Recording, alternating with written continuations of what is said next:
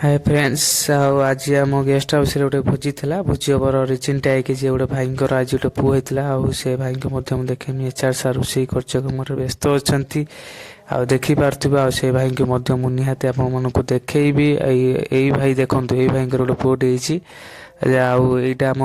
dining hall ଆଉ dining hall ଆଉ ଏ ଭାଇ ଦେଖୁଥିବେ ସବୁବେଳେ ଫୋନ୍ରେ କଥା ହେବାରେ ବ୍ୟସ୍ତ ଆଉ ଏଠି ଏଇଟା ମଧ୍ୟ ଆମର ରୁମ୍ ମଧ୍ୟ ଗୋଟେ ଭାଇ ଆମର ଶୋଇଛନ୍ତି ଆଉ ଏଇଟା ଆମର ଏଇ ଅଲେଖ ଭାଇ ସବୁ ପକ୍ ପକ୍ କରନ୍ତି ଆଉ ଏଇଟା ଆମର ଡାଇନିଂ ହଲ୍ ଆଉ ଏଠି ବି ଭାଇମାନେ ବହୁତ ପରିଶ୍ରମ ହେଉଛି ରେଷ୍ଟ କରୁଛନ୍ତି ମାନେ ବି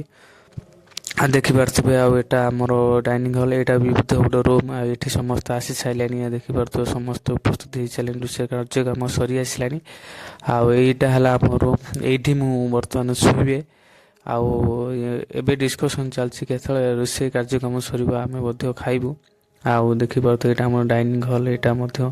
ଆଉ ଏଇ ଭାଇଙ୍କର ଗୋଟେ ପୁଅଟେ ହେଇଛି ଯାହାଦ୍ୱାରା ଆଜି ଭୋଜି ଘର କାର୍ଯ୍ୟକ୍ରମ ଦେଉଛନ୍ତି ଏଇଟା ଆମ ରୋଷେଇ କାର୍ଯ୍ୟକ୍ରମ ସରି ଆସିଲାଣି ଏବେ ପତ୍ର ବଢ଼ାବଢ଼ି ଚାଲିଛି ଦେଖିପାରୁଥିବେ ଏବେ ଭାତ ବଢ଼ାବଢ଼ି କାର୍ଯ୍ୟକ୍ରମ ଆରମ୍ଭ ହେଲା ଆମେ ଚାଲିଲୁ ଏବେ ବର୍ତ୍ତମାନ ଖାଇବୁ ଆଉ ଖାଇକି ବର୍ତ୍ତମାନ ମୁଁ ଆପଣଙ୍କୁ ଟେଷ୍ଟ କରିବି ଗରମ ଗରମ ତରକାରୀ ଆସିଗଲା ଦେଖିପାରୁଥିବେ ପତ୍ର ବି ଆସିସାରିଲାଣି ଆଉ ଏବେ ମୁଁ